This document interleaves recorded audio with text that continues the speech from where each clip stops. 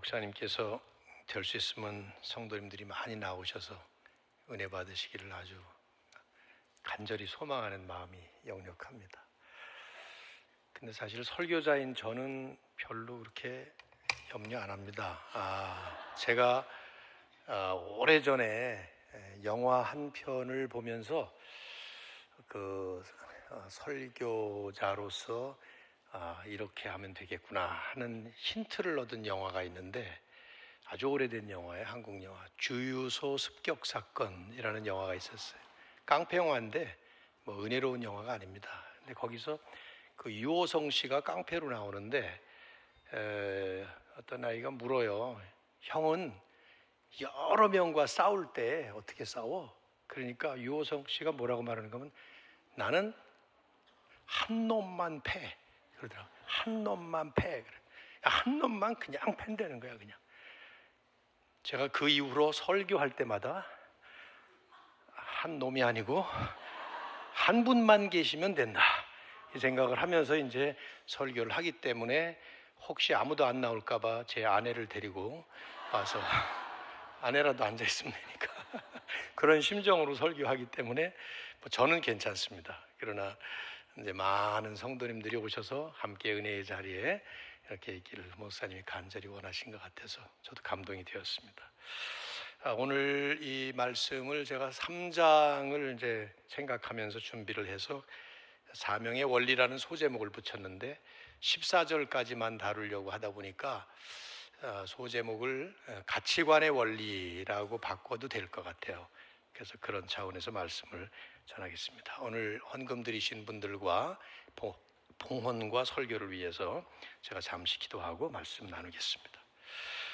하나님 고맙습니다. 오늘도 3일 연일 이렇게 계속해서 우리가 하나님의 말씀을 통해서 은혜 받을 수 있도록 불러주시고 또 이 자리에 공동체로 모이게 하신 것 감사합니다. 우리 사랑하는 남현교회의 귀한 성도님들이 주님을 사모하고 주님을 높여드리는 마음을 가지고 오늘도 귀한 말씀을 펼쳐서 빌립보 3장을 통해서 사도 바울이 쓰신 이 말씀을 성령께서 감동하셔서 이제는 우리에게 진리의 말씀으로 들려주실 때에 오직 이 말씀의 주인 되시는 그리스도가 높임을 받으시고 또 복음의 귀한 은혜와 능력을 다 같이 함께 경험하고 누릴 수 있는 귀한 말씀 잔치 되도록 축복하여 주시옵소서. 설교는 제가 하지만 주님께서 말씀해 주시고 성령께서 깨우쳐 주시고 또 우리의 삶에 놀라운 변화가 일어나도록 축복해 주시옵소서. 귀한 마음을 가지고 드린 헌금들, 손길들, 마음들 받아주시고 그 헌물이 쓰여지는 곳곳마다 놀라운 복음의 역사가 일어나는 일에 아름답게 쓰임받게 하여 주시옵소서. 이 시간을 주께 올려드리며 예수님의 이름으로 기도드립니다. 아멘. 우리가 살아가면서 하는 일들 가운데는 신중하게 해야 할 일이 있는가 하면 적당히 해도 되는 일들이 있습니다. 예를 들면 매일 아침 먹는 아침 식사 같은 건 그냥 적당히 고민 없이 아무거나 먹어도 되죠. 어떤 사람은 아예 그냥 먹지 않는 사람도 있습니다. 여러분 가운데 아침 식사 메뉴 때문에 뭘 먹을까 때문에 전날부터 밤잠을 설치면서 고민하거나 아니면 밤새도록 철야 기도를 하거나 아침에 일어나서 뭘 먹을까를 놓고 간절하게 하나님께 묻는 분들 없을 것 같아요. 제 생각에 소화기관에 문제가 있는 분 빼놓고는 말이죠. 매일 옷 입는 옷도 마찬가지라고 생각해요. 뭘 먹을까, 뭘 입을까, 이걸 놓고 그 전날부터 고민하면서 밤잠을 못 자면서 금식기도 하면서 옷 고르는 사람 있을까요? 패션 모델이라면 모를까 말이죠. 이런 일들은 그냥 적당히 해도 되는 일들입니다. 그러나 어떤 일들은 아주 신중하게 생각하고 많이 고민하면서 결정을 해야 되는 일들이 있습니다. 예를 들면 고교 졸업반, 고등학교 졸업반에 있는 학생이라면 대학을 갈까 말까, 간다면 어떤 과목을 선택할까, 이런 걸 가지고 고민하고 기도해야 되겠죠. 대학을 졸업하는 사람이라면 어떤 직장을 내가 지원을 할까, 어떤 사업을 할까, 뭐 결혼은 어떤 사람을 만나서 어떻게 할까, 이런 것들을 아마 신중하게 결정해야 할 것입니다. 왜냐하면 그 한 번의 결정으로 삶 전체가, 인생 전체가 아주 지대한 영향을 받을 것이기 때문이죠. 어떤 일을 적당히 대충 하고 어떤 일을 신중하게 할 것인가 하는 것은 그 사람의 가치관과 깊은 관련이 있습니다. 무엇을 소중하게 여기는가 하는 그 관점. 매일 먹는 아침 식사 뭐 대충 해도 된다라고 말을 했지만, 식사를 아주 중요하게 여기는 분이라면 얘기가 달라요. 제 고등학교 시절에 고향교회의 한 여 집사님은 남편의 하루 세 끼 식사 준비에 하루 종일 시간을 들이는 그런 분이셨습니다. 저희 어머님이 구역장이셨고 그분이 구역원이셔서 제가 지금도 이름이 기억이 나요. 오랜 세월이 지났지만 이분의 남편은 하루 세 끼 식사를 무척 중요하게 여기는 분이셨어요. 그래서 그 부인 집사님은 남편의 하루 세 끼 식사를 준비하시느라고 거의 모든 시간을 다 쏟아서, 그것이 하루 일과라고 해도 과언이 아닐 만큼, 쌀에서 돌 하나 나오지 않도록, 머리카락 하나 나오지 않도록 매 끼마다 일일이 손으로 다 골라내면서 그렇게 준비를 하셨습니다. 그것이 그분이 교회 봉사를 할 시간이 없는 이유라고 그분은 늘 말씀하셨어요. 자주자주 저도 들었어요. 직접. 나는 남편 밥 해주려고 태어난 사람이다, 한탄하면서 그런 말씀하셨죠. 그 남편의 가치관, 그분의 그 남편이 소중히 여기는 것, 그건 하루 세 끼 먹는 식사, 그게 무엇보다도 소중한 아주 중대한 과제였던 것이죠. 그 때문에 자주자주 부부싸움을 할 만큼, 그리고 결국은 이혼을 할 만큼, 웃지 못할 이야기예요. 왜냐하면 우리에게 해당되는 과제이기 때문입니다. 우리는 어떨까 질문을 해볼 필요가 있어요. 이런 문제가 어떤 분만의 독특한 문제일까? 아니라고 생각합니다. 왜냐하면 우리도, 이 자리에 있는 우리 모두도 내가 소중하게 여기는 그 자신의 가치관에 따라서 내 인생을 지금 살아가고 있기 때문입니다. 가만히 여러분 생각해 보십시오.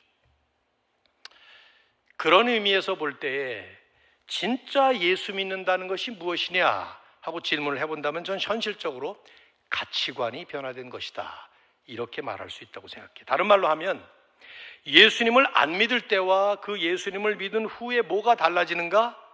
가치관이 예수님 중심으로 달라지는 것입니다. 과거에는 내가 중심이었습니다. 그런데 예수님을 믿고 나서는 하나님 중심, 주님 중심으로 바뀌는 거예요. 과거에는 세상적 가치관을 가지고 살았지만 예수님을 만난 후에는 성경적 가치관을 가지고 사는 것입니다. 다른 말로 이 말을 표현하면 이런 뜻이 돼요. 과거에는 그렇게 중요하고 소중하게 여겨진 것들이 있었는데 예수님 만나고 나니까 그 예수님 때문에 그것이 바뀌어졌어요. 그래서 아직도 여전히 그것이 소중하다고 여겨질 수 있는 것들이에요. 그런데 그보다 더 소중한 가치, 진짜 중요한 가치를 발견했기 때문에 내가 그렇게 소중하게 여기던 것들이 더 이상은 별로 그렇게 중요하게, 소중하게 생각되지 않는 가치관의 변화, 그것이 그의 삶을 변화시키는 것이죠. 바울이 3장으로 들어오면서 사실 하고 싶었던 핵심이 바로 그 얘기예요. 오늘 본문을 보시면, 그리고 그것이 빌립보서의 결론이었습니다. 우리가 읽지는 않았지만 1절을 보면 아직 빌립보서 중간밖에 안 왔는데 바울은 3장 1절에서 끝으로 이런 말을 해요. 아직 끝이 아닌데 말이죠. 끝으로, 결론적으로 그런 말을 해요. 나의 형제들아, 주 안에서 기뻐하라. 여전히 기뻐하라 하는 것이 전체를 흐르고 있는 맥락이었습니다. 1장과 2장, 어제와 그제 봤던 1장과 2장에서 이미 여러 번 우리가 다 보지는 않았지만 기뻐하라는 말씀을 반복했습니다. 사도 바울은 1장 4절, 1장 18절, 25절, 또 2장 4절, 18절, 28절 한 장에서 평균 3번씩, 그래서 총 6번을 바울은 기뻐하라, 기뻐하라, 기뻐하라, 기뻐하라, 기뻐하라, 기뻐하라 반복을 한 거예요. 근데 여기 또다시 지금 결론을 맺으면서 또 그렇게 말씀하는 겁니다. 기뻐하라. 그러면서 그렇게 내가 이 말을 반복하는 것이 귀찮은 일이 아니다. 그러면서 왜 그러냐? 그게 너희들을 위해서 너희들에게 유익되는 일이기 때문이다. 너희들이 든든히 서는 길이기 때문이다. 뭐가요? 주 안에서 기뻐하는 삶을 사는 것이. 이제 4장에 가면 내일 보면 또 그 말을 반복할 겁니다. 근데 그 이유가 뭐냐? 바울은 이 3장에서 예수라는 가장 귀한 보배를 발견했기 때문이다. 그 고백을 합니다. 이제 이 말씀을 하기 위해서 사도 바울은 먼저 자신이 그 예수 없었던 때, 예수님을 아직 만나지 않았을 때의 그 삶의 자랑거리가 뭔지를 약간 몇 가지를 설명을 합니다. 먼저 선민의식으로 아주 가득했던 골수 유대인이 바로 나였다. 그렇게 말해요. 5절에 보세요. 나는 8일 만에 할례를 받고 이스라엘 족속이요 베냐민 지파요 히브리인 중에 히브리인이요. 골수 유대인이었단 말이에요. 유대인들이 가장 자랑하는 그 자신들의 출신, 신분. 게다가 바울은 여긴 쓰지 않았지만 날 때부터 로마 시민권자였습니다. 당시 로마 제국이 통치하던 시절 아니었습니까? 그때 로마 시민권자, 이건 무슨 뜻입니까? 특권층 중에 특권층, 요즘 말로 금수저였어요. 바울 출신이 말이죠. 사도행전 22장에 보면 천부장이 아무것도 모르고 바울을 데려다가 그를 때립니다. 고문을 해요. 그러다가 저 사람 로마 시민권자랍니다. 그랬더니 화들짝 놀라서 불러다 놓고, 로마 시민권자는 함부로 그렇게 때릴 수 없었어요. 정상적인 재판을 거쳐서 그리고 그 때리는 건 안 되는 일이었습니다.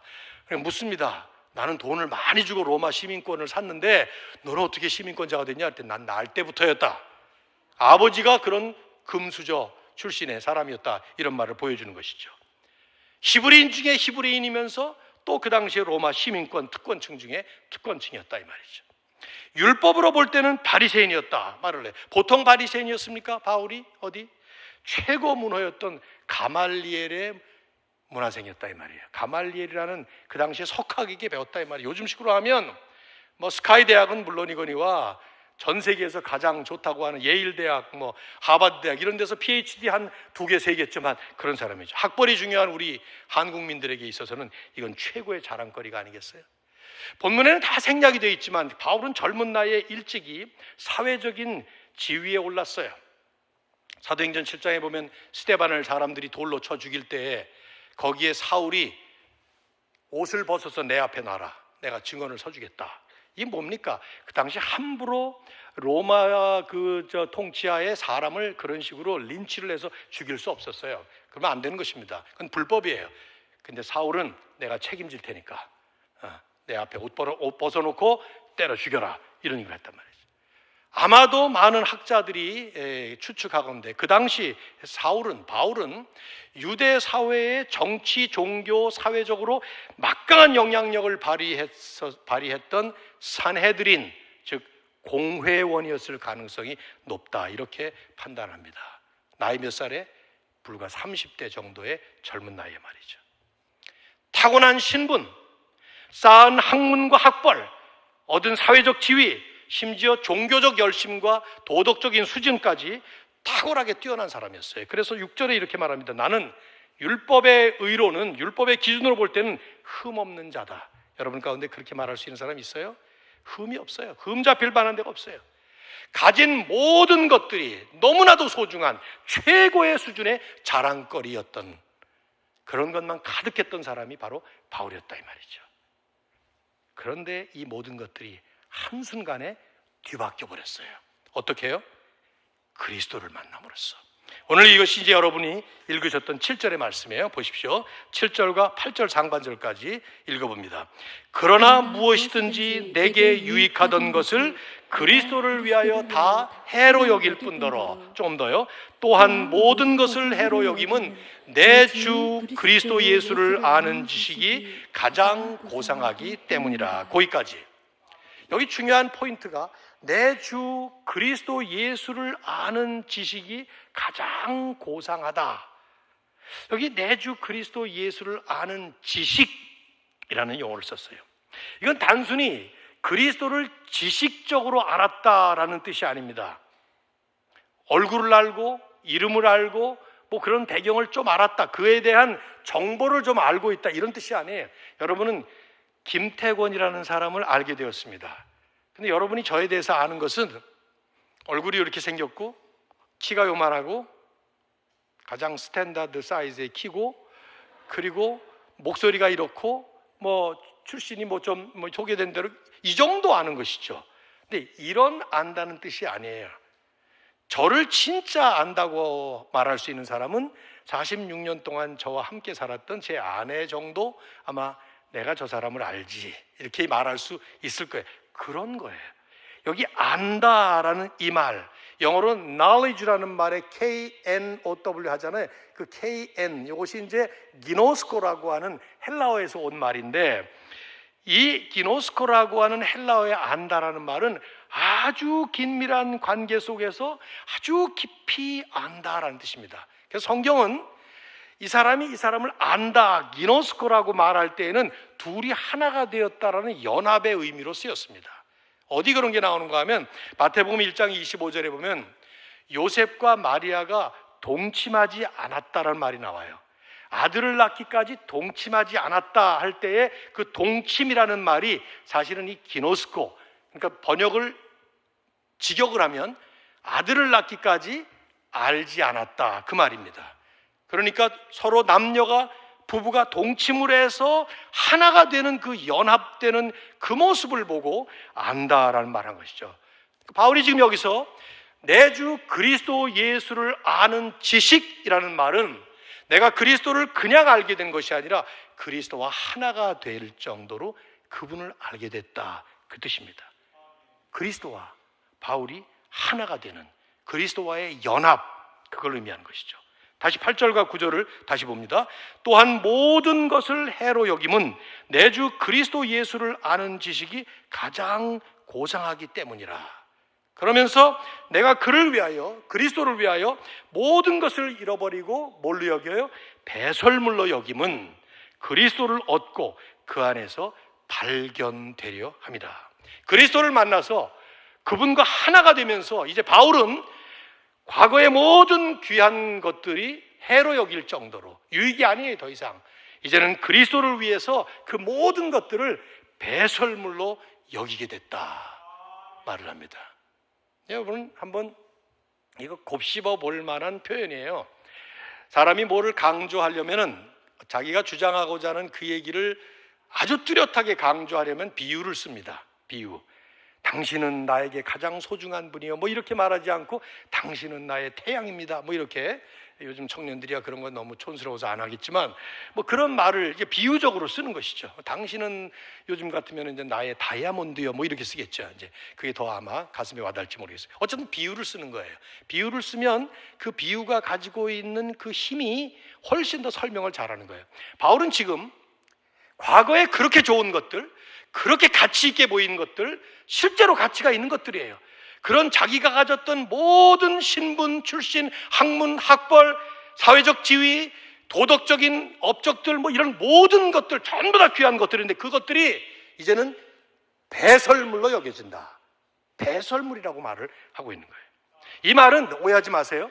바울이 가졌던 그 모든 것들이 실제로 배설물이 되었다라는 것이 아닙니다.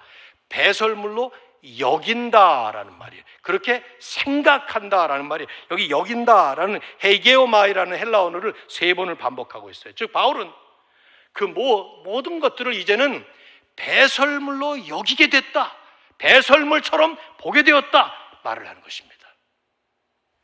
보는 관점이 달라진 거예요. 가치관이 달라진 거예요. 무엇이 소중한가 하는 것에 대해서 근본적으로 바뀌어보죠. 과거에 그토록 좋은 것들이 아직도 좋은 것이에요. 그 안에 자체에 가치가 있긴 합니다. 그런데 그것을 보는 바울의 가치관이 바뀌어버린 거예요. 배설물로 보여지는 것이죠. 배설물이 뭡니까? 배설물의 특징이 뭐예요? 너무 어려운 질문 했나요? 더럽죠. 또 냄새나죠. 그래서 어떻게 해요? 우리는 즉각 버립니다. 그렇죠? 안 그래요? 어렵지 않죠? 어느 날 배설을 했는데 너무 색깔이 고와. 버리기가 아까워서 그걸 무슨 지플락 같은 데 넣어가지고 보관하는 사람이 있습니까? 어느 날 배설을 했는데 너무 많아. 다 버리기 아까워서 반만 버리고 반은 남겨서 냉장고에 이런 사람이 있어요? 이거 정신이 나간 거죠. 이거는 우리 모두가 다 공통적으로 하는 건 뭡니까? 배설물은 즉각 버리는 거. 왜? 가치가 없어요. 지금 그 얘기를 하는 거예요. 전혀 가치 없는 그 배설물, 과거에 그렇게 좋던 것들이, 그렇게 가치 있던 것들이 지금 바울의 눈에는 배설물로 보이게 되더라고요. 질문해 봐야 돼요. 그렇다면 왜 과거에는 그토록 가치 있게 여겨지며 자랑스럽게 여겨지던, 입만 열면 그 자랑을 하던 그 모든 것들이 이제는 배설물처럼 가치 없게 여겨지게 되었는가? 답은 하나예요. 예수 그리스도라고 하는 가장 귀한 가치, 가장 영광스러운 가치, 진정한 가치, 최고의 가치, true value, best value를 가진 그분을 만났기 때문에, 그분에 비하니까 지금까지 같이 있었던 모든 것들은, 그 자랑거리들은 배설물처럼 여겨질 수밖에 없을 만큼 이 최고의 내 주 그리스도로 예수를 아는 지식이 가장 고상한 그분인 것을 깨닫고 나니까 나머지는 전부가, 마치 이런 캄캄한 밤길에 도시에 가로등이 많으니까 그럴 리가 없겠지만 저 시골길에 가보면은 캄캄한 길에 어두운 길을 갈 때 달빛, 별빛 이런 것들이 도움을 주죠. 넘어지지 않게 말이죠. 달빛과 별빛들이 내 길을 밝혀주는 역할을 합니다. 그러나 새벽녘에, 아침 동력에 태양이 떠오르는 순간 달빛과 별빛은 자취를 감춥니다. 아직 달이 있어요. 별도 있습니다.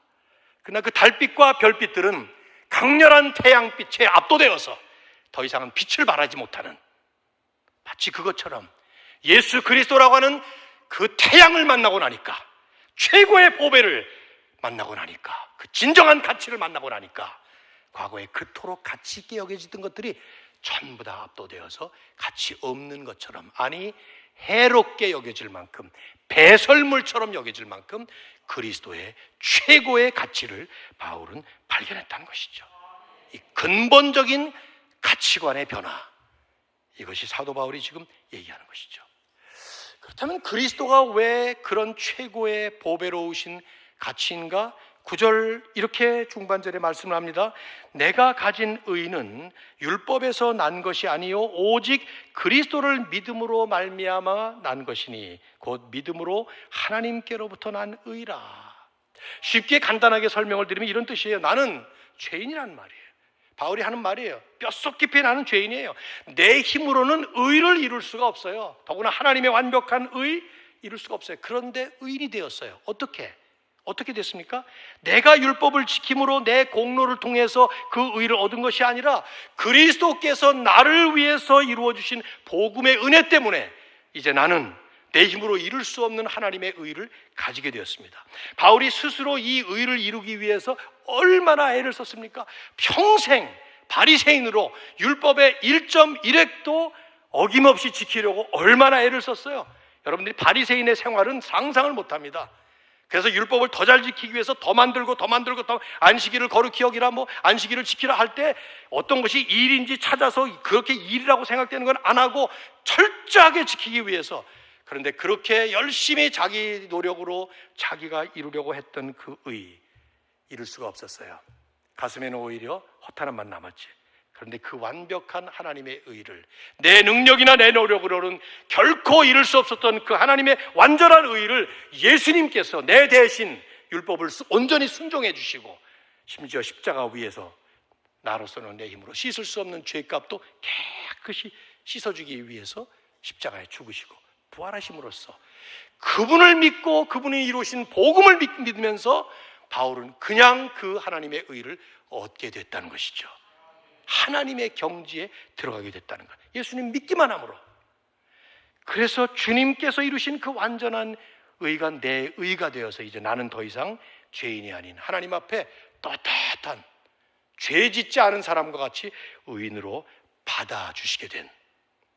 그러니 이 그리스도가 내가 이 땅에서 그 어떤 것과도 비교할 수 없는 최고의 가치, 나를 하나님 앞에 당당하게 자유인으로, 하나님의 백성으로, 하나님의 자녀로 서게 만드신 바로 주님의 이 놀라운 복음의 은혜.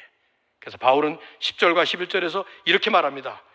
내가 그리스도와 그 부활의 권능과 그 고난에 참여함을 알고자 하여 그의 죽으심을 본받아 어떻게 해서든지 죽은 자 가운데서 부활에 이르려 하노니, 즉 그리스도를 단순히 믿음으로 말미암아 의롭다 칭함받는 정도가 아니에요. 너 내가 죄인이지만 의인으로 인정해 줄게 하는 정도로 머무는 게 아니라, 바울은 그 칭의를 이제는 완벽한 의인으로 완성되는 그 경지에까지 이르기 위해서 그리스도의 고난과 부활의 권능에 참여하기 위해 그 경지를 향해 달려가겠다는, 이것이 바울이 구원받은 이후의 삶의 목표가 된 거예요. 이게 바울의 사명이 된 거예요.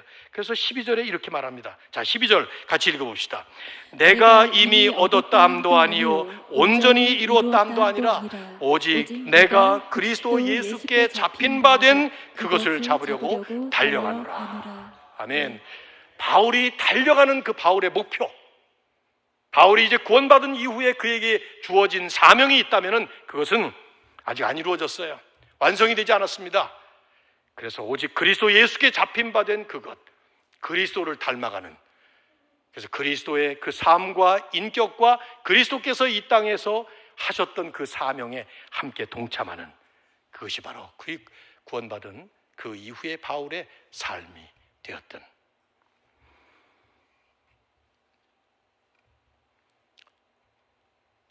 이 예배에 오신 여러분들 대부분 예수님 잘 믿는 분이라고 믿습니다. 적어도 잘 믿기를 원하시는 분들이 이 자리에 오셨을 것입니다. 안 그러면 여기 왜 왔겠어요? 즐길 게 얼마나 많은데 말이죠. 그렇다면 이런 질문을 해보실 필요가 있습니다. 여러분, 이 본문에 준해서 여러분은 그리스도를 어떤 분으로 믿습니까?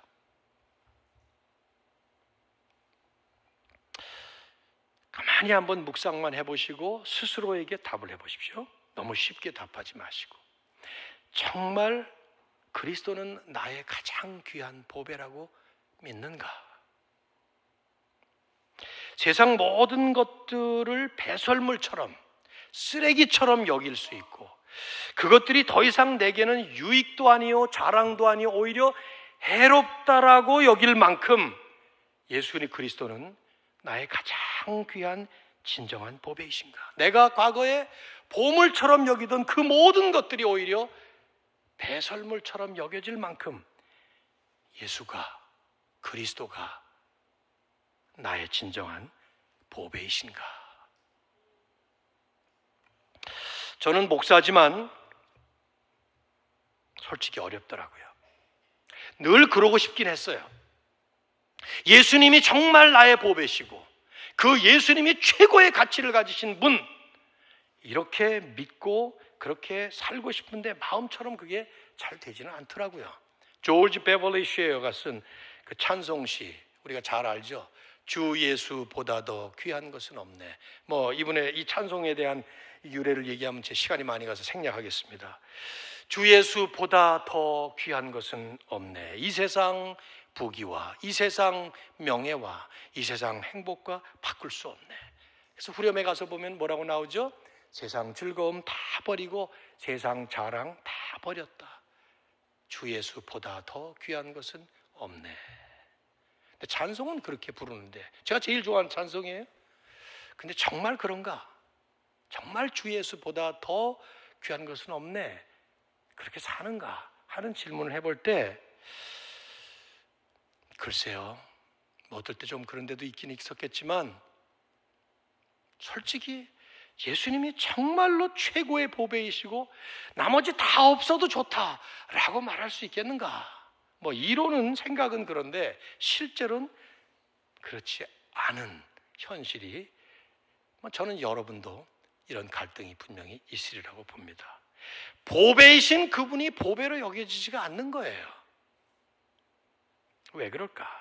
난 질문을 해봅니다. 이 갈등을 하고 사신다고 가정을 하고 저는 이 질문을 하는 겁니다. 왜 그럴까? 왜 그리스도가 보배라는 사실을 이런 설교를 함께 나누면서 우리가 머릿속으로는 그런데 실제 삶은 아니냐 이 말이에요. 저는 이 문제를 목회하면서도 그렇지만 역시 지금도 마찬가지고 이 설교를 준비하면서도 마찬가지고 많이 고민하면서 묵상해 보았습니다. 주님께서 십자가에 달리시기 전에 다락방 기도를 하셨어요. 우리가 감람산 기도, 다락방 기도 이렇게 얘기를 하죠. 요한복음 17장 24절을 보면 이런 기도를 하십니다. 잘 보십시오, 여러분. 아버지여, 내게 주신 자도 나 있는 곳에 나와 함께 있어 아버지께서 창세 전부터 나를 사랑하심으로 내게 주신 나의 영광을 그들로 보게 하시기를 원하옵나이다. 요 구절 잠깐 띄워놔 주세요.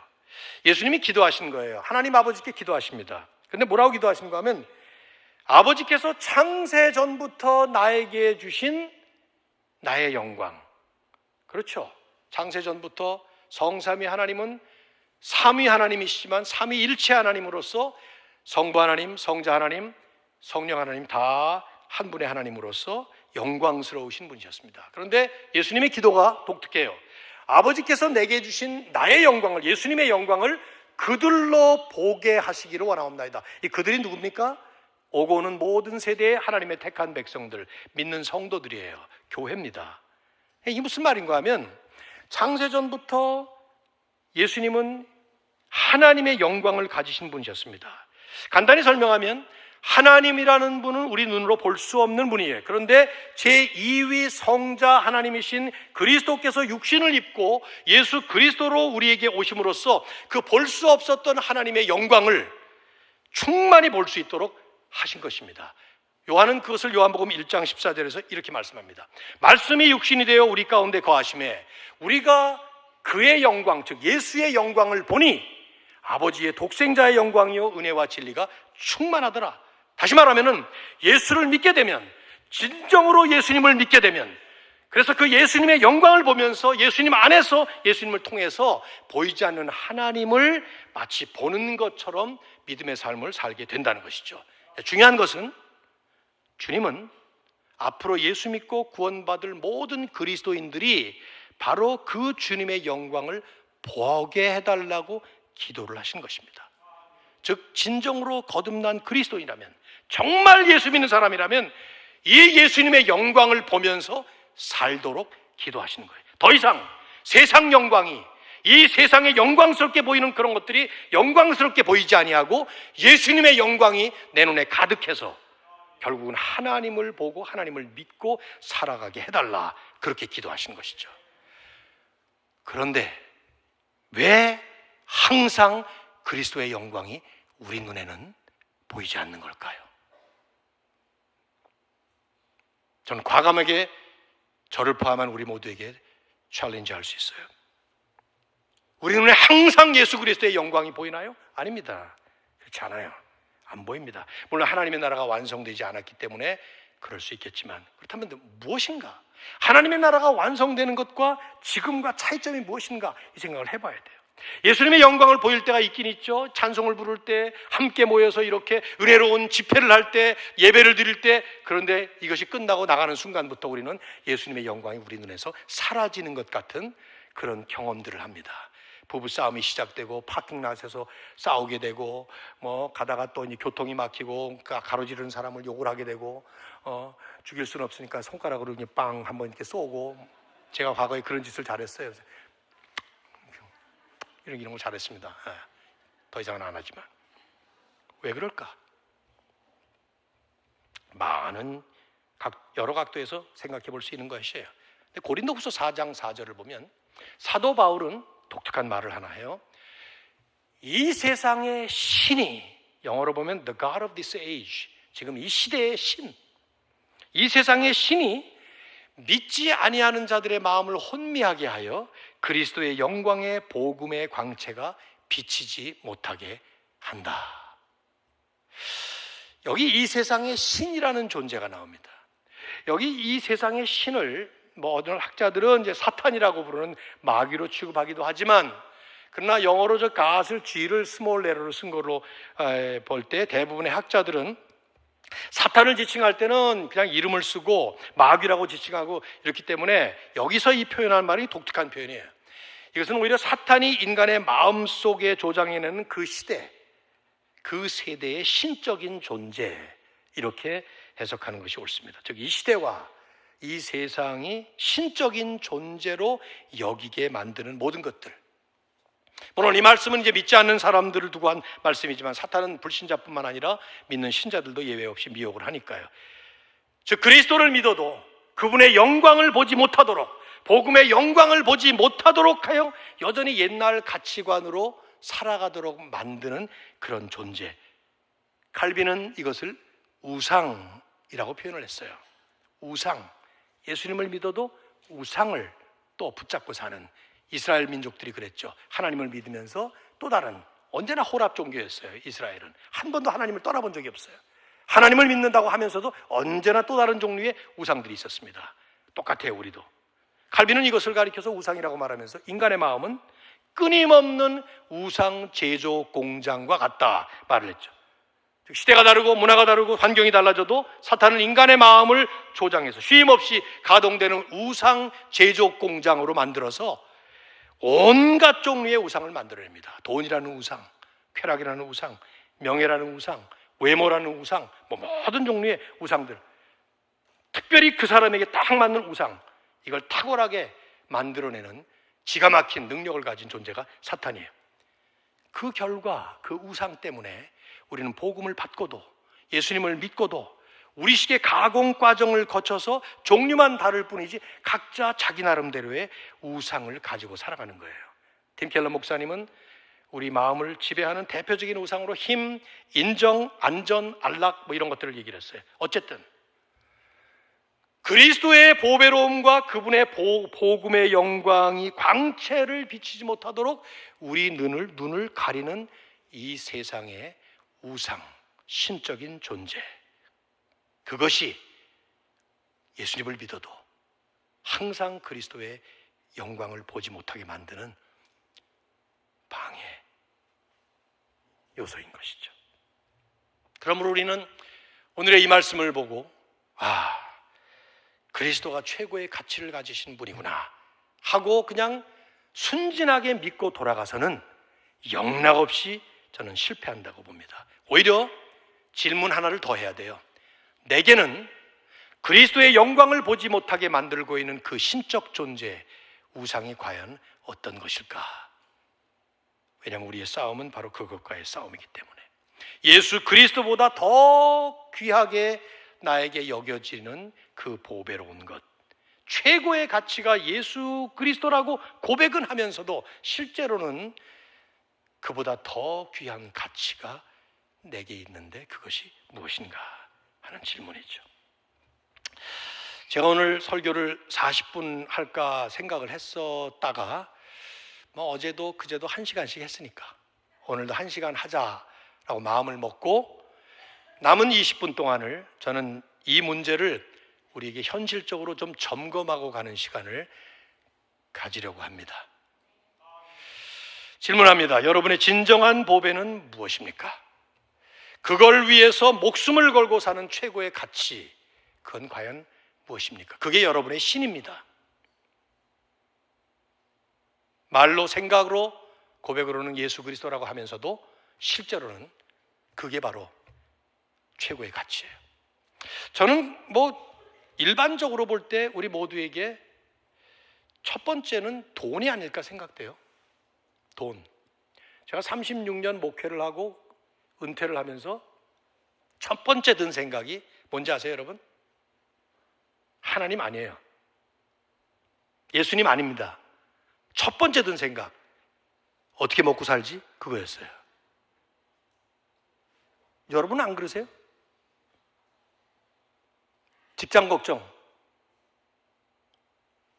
가게 운영하시는 분들, 은퇴하실 분들 걱정 없이 사시는가요? 저는 돈에 전혀 자유한 사람, 그런 사람 있어요? 있을 수 있겠죠? 있을 수 있을 겁니다. 그러나 제가 볼 때는 분명히 아닐 거라고 생각해요. 이건 제 말이 아니기 때문에 예수님의 말씀이에요. 하나님과 재물을 겸하여 섬길 수 없느니라. 이 말씀을 왜 했을까? 하나님, 재물, 이 두 신적 존재들 중에서 어느 걸 선택할래? 우리 보고 주님은 마태복음 6장 24절에서 두 주인을 섬기지 못한다. 그 중에 하나다. 근데 하나님과 돈을 얘기를 하셨어요. 예수님은. 2000년 전에 그랬다면 지금은 더 할 것입니다. 돈. 19세기 영국의 철인이었던 허버트 스펜서는 그런 말을 했습니다. 정직하게. 돈은 하늘 아래 가장 위대한 신이다. Money is the greatest God below the sky. 그런 말을 했어요. 저는 공감해요. 하늘 아래 가장 위대한 신은 돈이에요. 피츠버그라고 하는 미국의 제가 살았던 그 펜실베이니아 주의 한 도시인데 실제로 일어났던 실화예요. 루이스라고 하는 한 남자가 35m 높은 교각 위에서 떨어져 투신 자살하겠다고 소동을 피우는 바람에 동네 사람들, 경찰, 소방대원 뭐 다 동원이 됐어요. 막 옥신각신 그 사람하고 막 얘기하다가 2시간 만에 뛰어내리질 않고 무사히 내려와서 생명을 구했습니다.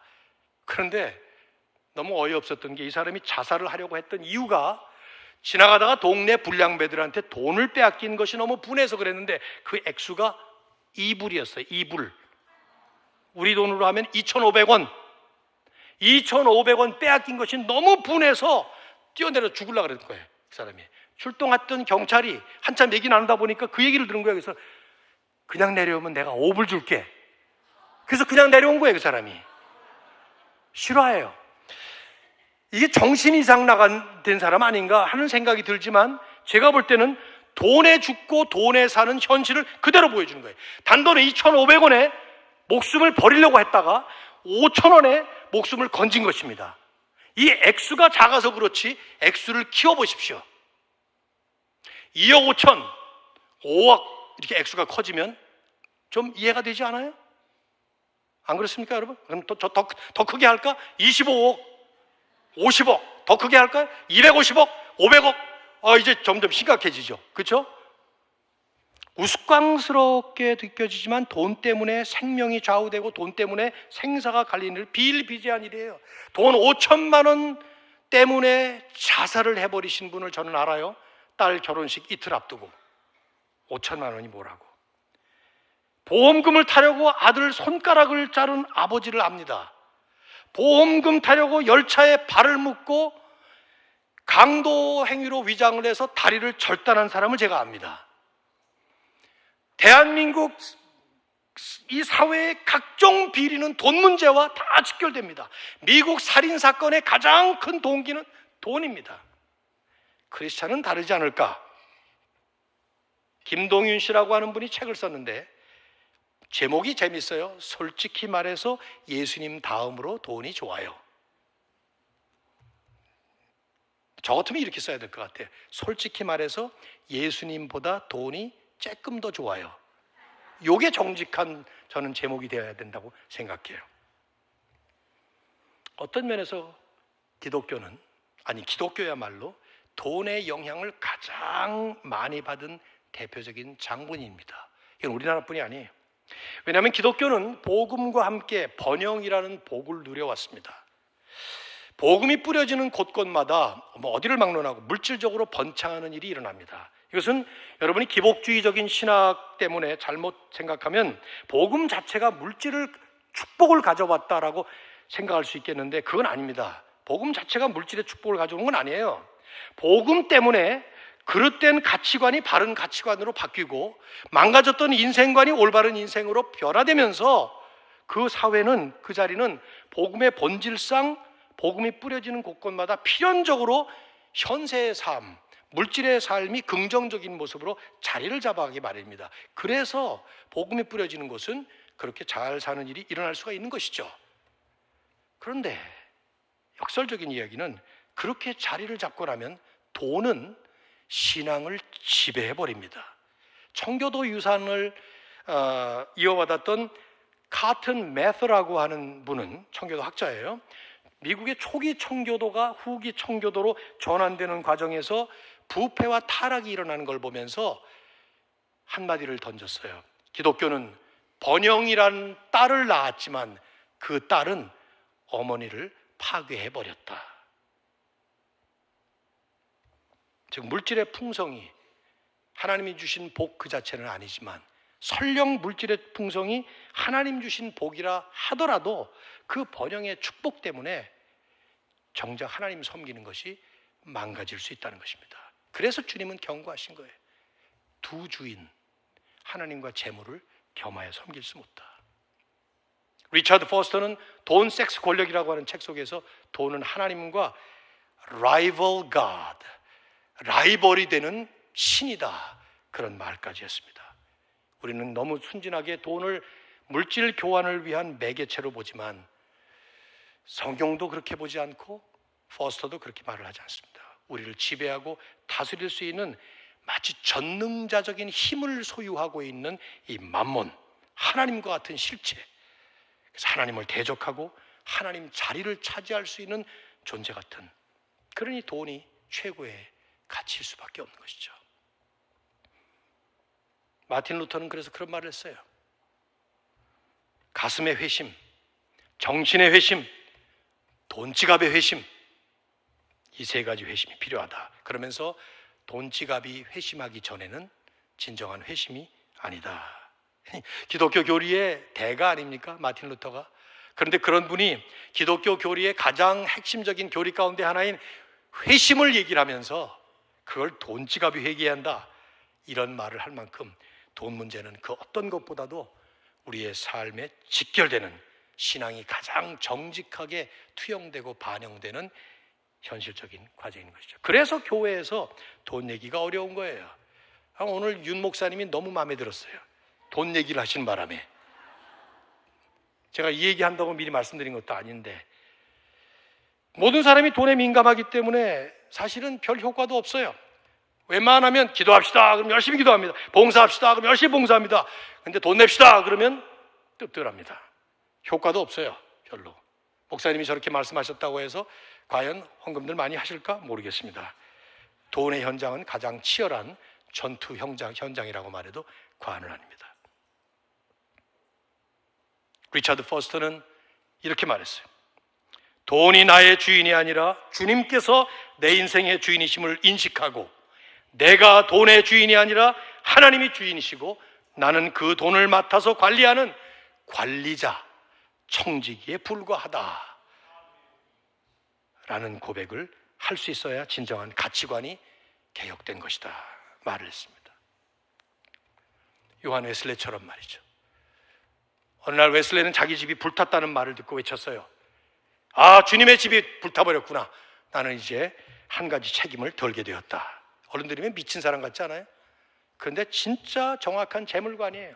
그 집의 주인이 내가 아니라 하나님이라는 얘기죠. 그래서 집이 불타고 나니까 아, 이제 나는 관리자로서, 청지기로서의 책임이 내게 이제 없다, 얘기를 하는 것이죠. 과연 돈이 나의 주인일까? 아니면 주님이 나의 주인일까? 여러분 질문해 보셔야 돼요. 멋지게 그리스도가 나의 최고의 가치입니다, 나머지는 다 배설물로 여깁니다, 쉽게 말해서는 안 될 겁니다. 정말. 아직도 10분이 남았어요. 또 하나 얘기하죠. 그럼 한국민에게 또 하나의 최고의 가치, 학벌 아닐까 생각돼요. 학벌. 미국에서 오래 살다 보니까 학벌 없이도 얼마든지 사는 그런 나라에 비해서 대한민국은 참 독특하다는 생각이 들어요. 이 한국의 대학 입시 열풍, 지금 10월인데 93년도부터죠. 아마 30년 동안 계속 되어온 11월 둘째 목요일 수학 능력 시험이, 이번에도 이제 11월 14일인가 수학 능력 시험 치러지죠. 여러분 30년 동안 계속되었으니까 잘 아실 거예요. 요즘도 그렇게 하고 계시는지 잘 모르겠습니다만은 제가 목회할 때만 해도 아주 성행했었는데, 이 시험이 시작되기 100일 전에 교회에서는 수험생 부모 기도회가 시작됩니다. 100일이라는 건 불교예요. 이거는 사실은 100일 기도회. 근데 교회뿐만 아니라 사찰들에도 100일 불공이 시작됩니다. 전쟁이죠. 누가 스카이 대학을 더 많이 보낼 것인가? 예수냐 석가모니냐?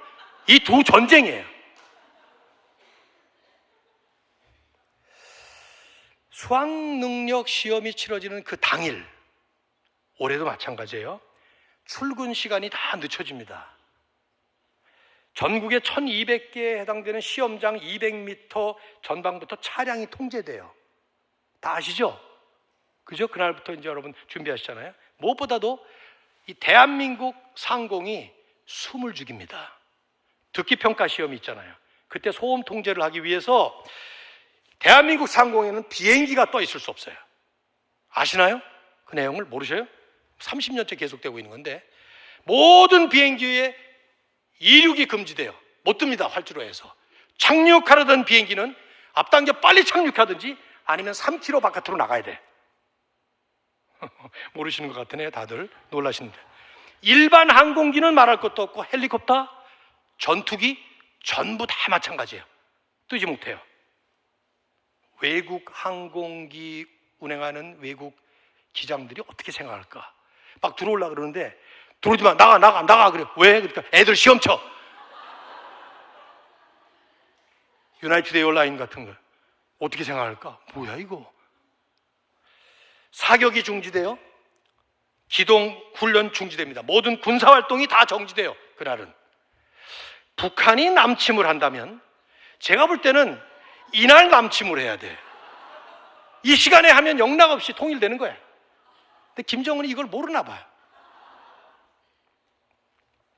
대학 입시에 나라 전체가 목숨을 걸고 있는 나라가 세상 천지에 있을까? 대한민국 최고의 종교는 기독교도 천주교도 불교도 아닌 대학교라는 것이죠. 대학교는 종교야. 그래서 세상 어디도 없는 기러기 가족이 있습니다. 기러기 가족은 날아가긴 하지. 못 날아가는 사람들 펭귄 가족, 오리 가족 이렇게 부르는데, 제가 미국에 있을 때 저희 교회에도 기러기 가족들이 많이 있었어요. 네. 기독교인은 다를까? 다르지 않습니다. 오히려 더한 것 같다는 생각이 종종 듭니다. 이게 뭡니까? 학벌 우상에 사로잡힌 이 대한민국. 교회는 달라야 되지 않을까? 예수님이 정말 우리의 최고의 가치 그리고 보배이시라면 학벌이 이렇게도 중요한 것인가? 5분 남았네요. 돈 외에 또 있어요. 학벌 외에 또 있어요. 외모. 이것도 우상이에요. 대학 입시 선물로 아직도 제1 선물이 성형수술이랍니다. 요새는 여자뿐만 아니라 남자들도 한대요. 전 참 천국에서 가장 하나님을 놀래킬 민족은 한국이 아닐까 생각돼요. 하나님이 너 얼굴이 왜 그러냐? 제가 조금 고쳤거든요. 내가 원래 하나님 보시기에 좋았더라로 만든 얼굴은 그 얼굴이 아닌데, 이거 정말 황당한 일이에요. 이렇게 많이들 고치고 째고 찌르고. 제가 훌륭한 교회에 부목사 시절을 보낸 적이 있어요. 한국에 92년도에 나와서 좋은 교회에서 부목사 시절을 보냈는데, 오자마자 1교구를 맡았어요. 거기가 반포에 아주 많이 배우신 분들. 근데 그 1년에 한 번씩 교구를 맡아서 한 구역씩 이제 매주마다 신방을 하는데, 공교롭게 그 구역에 이 구역에 7가정인가를 신방을 하는데, 그때마다 이제 신방할 때마다 이제 기도 제목을 내놓죠. 가장 절박한 기도 제목을 내놓는 거예요. 근데 한 집에 갔더니 어떤 여집사님이, 목사님 제 딸 키 자라게 해달라고 기도를 해달라는 거예요. 그래서 무슨 문제가 있나 그래서 기도를 해줬죠. 근데 조금 있다가 두 번째, 세 번째 집에 갔는데 또 똑같은 기도 제목. 아마 거기서 모이기만 하면 아마 그걸 기도를 했던 모양이라. 그래서 이거 웬일이지? 그래서 또 그거 딸이야, 거기도 딸. 근데 세 번째, 아마 6번째 집인가 그랬던 것 같은데, 세 번째 기도가 또 그게 나오는 거예요. 딸 키 자라게. 딸이 키가 몇인데요? 그랬더니 168이래요. 나보다 커. 그래서 제가, 집사님, 제가 앞에도 2번 기도를 했는데 그거 전부 소용없는 기도한 거예요.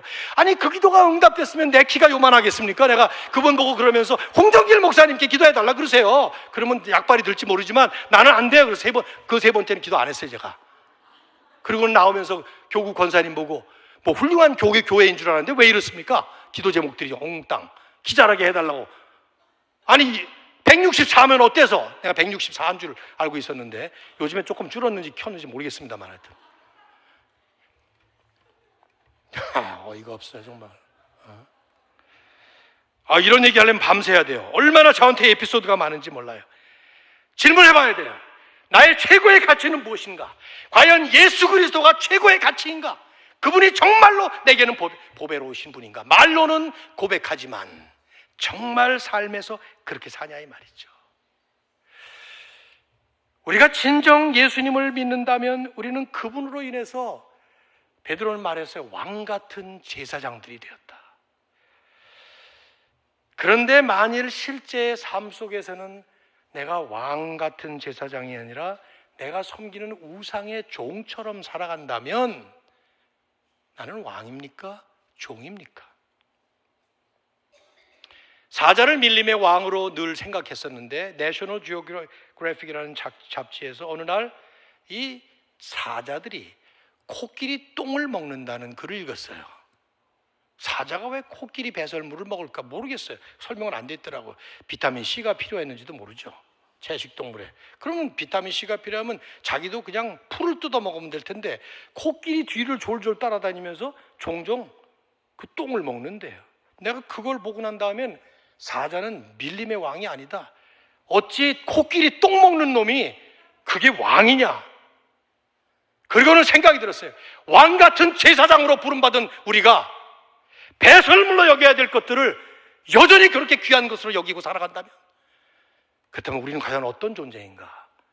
신분만, 증만 왕 같은 제사장이지 우리는 여전히 우상의 배설물의 종으로 살아가는 것 아니냐? 이런 생각이 가슴을 쳤습니다. 그리스도가 가장 보배인 것을 깨달았다면 이제 우리의 사명은 바울처럼 그분을 얻고 그분을 닮고 그분과의 완전한 연합을 이루어서 그분의 십자가의 고난과 부활의 경지에 이르기 위해서 완성을 향해 달려가는 것입니다. 13절 14절을 말씀합니다. 형제들아 나는 아직 내가 잡은 줄로 여기지 아니하고 오직 한 일, only one thing, 딱 하나 남았어요. 뭡니까? 뒤에 것은 잊어버려요. 예수님 알기 전에 그 모든 삶, 가치관, 그 모든 것들을 배설물처럼 다 버리고 앞에 있는 것을 잡으려고. 그게 뭐예요? 표대를 향하여. 표대, goal이에요. goal, 목표. 그리스도 예수 안에서 하나님이 위에서 부르신 부름의 상을 위하여 달려가노라. 그냥 가는 게 아니에요. 주님을 향해서. 그냥 열심히 뛰는 게 아닙니다. 예수 그리스도라는 분명한 목표를 향해서 가장 귀한 보배이신 바로 그분의 인격을 닮아가고 그분의 삶을 따라가며 그분의 사명에 동참해서 살아가는 새로운 삶의 이 사명. 남비 아우카족을 선교하려고 준비하다가 28살 젊은 나이에 순교했던 짐 엘리어트, 24살 대학생 시절에 일기에 짤막한 문구를 썼습니다. 잃어버릴 수 없는 것을 얻기 위하여 붙잡을 수 없는 것을 포기하는 인생, 결코 바보가 아니다. 잃어버릴 수 없는 것을 얻기 위해서 붙잡을 수 없는 것을 포기하는 인생, 결코 바보가 아니다. 그게 그분의 가치관이었고 인생관이었어요. 영원히 잃어버릴 수 없는 한 분, 예수 그리스도. 영원히 잃어버릴 수 없는 그 하나, 주님의 복음.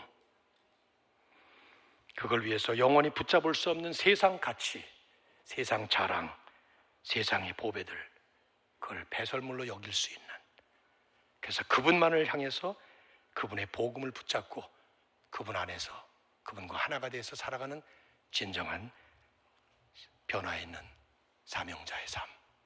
사랑하는 여러분의 성도님들의 남은 생애가 되시기를 주님의 이름으로 축원합니다. 하나님,